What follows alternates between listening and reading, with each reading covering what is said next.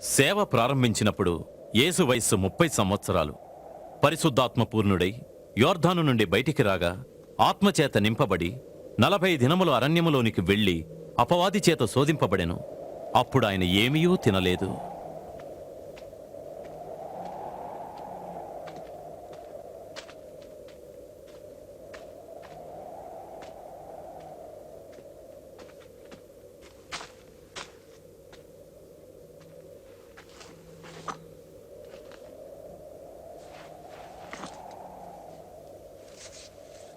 అప్పుడు అపవాది ఆయనతో ఇలా అన్నాడు, నీవు దేవుని కుమారుడవైతే ఈ రాయిని రొట్టెగా మార్చగలవేమో చూద్దాం.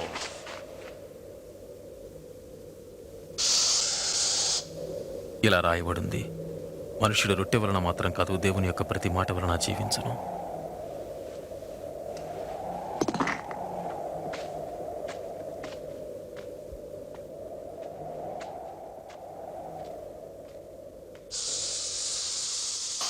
సాతానుడు ఆయనను తీసుకుని వెళ్లి ఒక్క క్షణంలో భూలోక రాజ్యాలన్నీ చూపిస్తూ, ఈ అధికారమంతా నాది, ఈ మహిమంతా నీకిస్తాను. అది నాకు అప్పగించబడింది. అది నేను నా ఇష్టం వచ్చిన వారికి ఇవ్వచ్చు.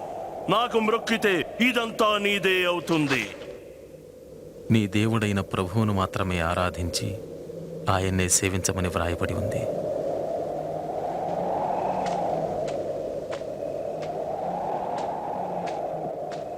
మరల సాతానుడు ఆయనను యెరూషలేములోని దేవాలయ శిఖరంపై నిలబెట్టి, నీవు దేవుని కుమారుడవైతే క్రిందికి దుముకు.